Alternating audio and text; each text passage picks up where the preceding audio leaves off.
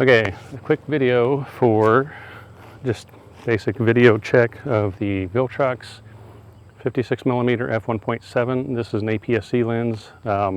It'll obviously work on any Z-mount camera like the Nikon Z8 I'm using it on right now, but it'll have 1.5 times crop, so you'll lose some resolution. Not that big of a deal on a Z8. I still have about 20 megapixels, but if you're using it on something like a ZF or Z6, whatever, any of the 24 megapixel cameras, full frame, then you're going to lose even more. So I didn't do the calculation to figure out exactly how much resolution you have left, but you're definitely losing some. So these are really intended for the Nikon DX line of cameras. The full frame is what they call FX. The APS-C models like the Z30, Z50, ZFC, those are all APS-C image sensors in those cameras. And all of those, by the way, do not have image stabilization in the body. Hopefully the next one will. I'm pretty sure Nikon would do that in the next body.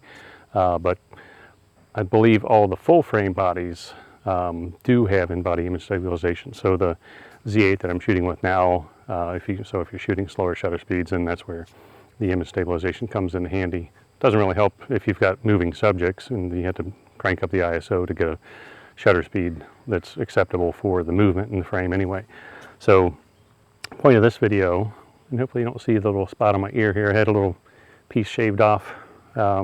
Just check, make sure it wasn't pre-skin cancer or skin cancer starting, but it's not. So anyway, there's a little piece of skin shaved off my ear and I took the bandage off, just let it air out for a little while. But anyway, so this is the Nikon Z8. Again, I'm shooting on 4K 60. Since the Z8, I can't remember, does the Z8 even have a crop in 4K 60? I'm trying to remember. I don't think it does. I think it's the ZF that I have that has a crop once you go 4K 60. Either way, it's already cropped anyway because it's an APS-C lens, and I've got it in aperture priority, so I don't really care what the shutter speed's doing right now. I'm not really checking, it's not really proper video for that. But the aperture is at f1.7, so it's wide open. And I'm just going to step in and out of the frame here, and I'll move back and forth, and I set up some sticks on the ground to know where the boundaries are, and I'll go walk back about 25, 30 feet, and hopefully you'll still see the separation. If it's focused on me properly, that you'll see a shallow depth of field before in front of me. And again, this is the 56mm, so on a full frame camera like the Z8, it's going to be equivalent of 84mm, so sort of like an 85mm lens. And again, with 20 megapixels cropped on the Z8, that's still plenty of resolution for me. And because the ZFC, Z30, Z50, they all only have about 21 megapixels anyway. And I'm sure Nikon will boost that up, hopefully on the next release, which we hope will be pretty soon, to get a proper APS-C camera from Nikon. So let me just step out, and where I am right now, as I come back in, this is maybe about 7 feet from the front of the camera. And by the way, I've got the tracking sensitivity on high, so it's like all the way to the left if you're looking in the menu, if you're familiar with Nikon menus for the Z8, Z6 and all that. So the tracking sensitivity is high, which should refocus more quickly as I step back in the frame, and it recognizes my face and eyes. And I did see two little boxes on my eyes, so the face and eye detect does work with this lens.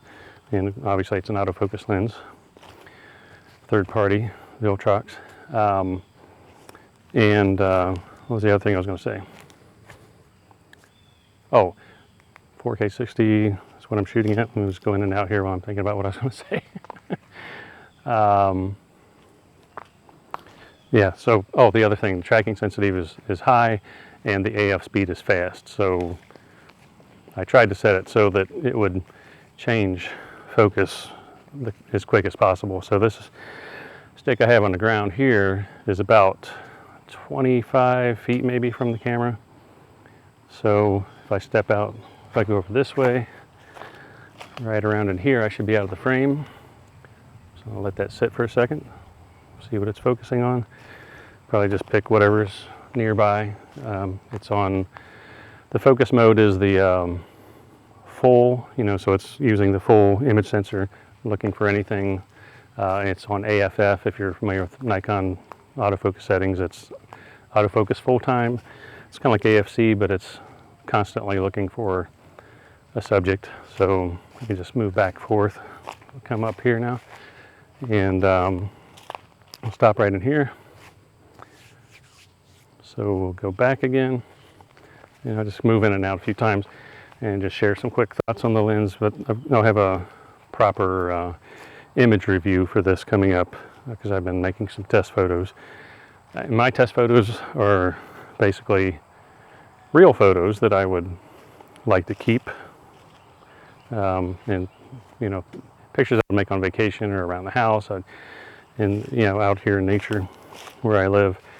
But of course, I'm not going to have as much variety as I normally would after I've had a lens for quite a while.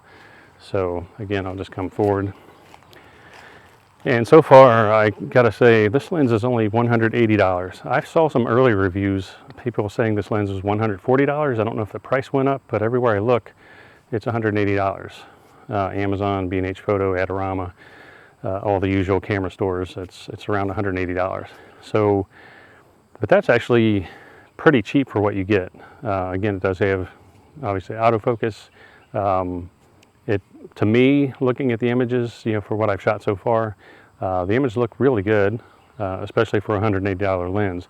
There is just a little bit of flaring as you're shooting straight into the sun, you know, really bright light coming towards you.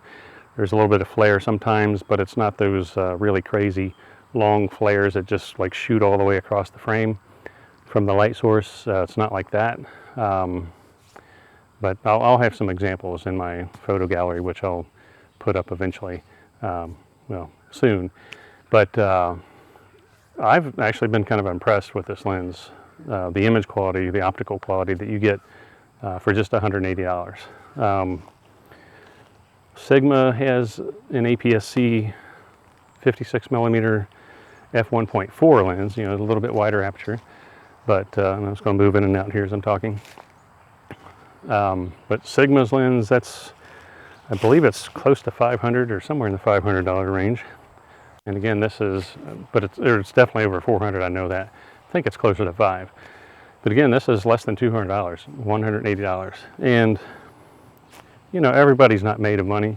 So if you're on a budget and you need a bargain lens, so far from what I've seen, this is a really great lens for $180.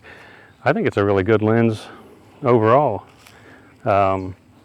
Even if it costs $400, I think that's kind of pushing it, and that's where the issue I have with Nikon, Canon, all these companies that making the native lenses for these cameras. You remember in the past, it used to be you can get a 50mm f1.8 lens for a DSLR, and it'd be really cheap, you know, like $150 or whatever. So there's really hasn't been really affordable lenses like that were pretty good for the mirrorless bodies, but now we're starting to get some of that, you know, in third party. Definitely Tamron and Sigma make third party lenses for these. Or then now you've got Viltrox have been making them for a little while now, and I've had a few Viltrox lenses. The 75mm f1.2 Pro, which again is an APS-C lens. I'm just going to move in and out here.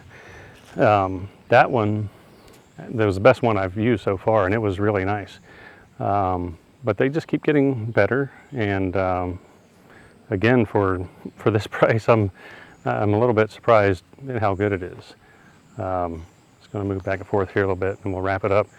There's really not much else to say. I'll do another video, which will basically just be a screen share of my photo gallery, and we'll go through those, and I'll show you some examples and what I was talking about with a few cases of lens flare, but not much lens flare on this. I don't really see a lot of lens flare. Just moving in and out again. But there's a little bit, and I'm not surprised by that. But it's not as bad as some other first party lenses, native lenses I've seen. So anyway, I'll stop with that, and I'm gonna go out of frame one more time, stop the recording, because I'm not using SnapBridge or anything to start and stop the video, because I found out that sometimes that interferes with my wireless signal for the microphone.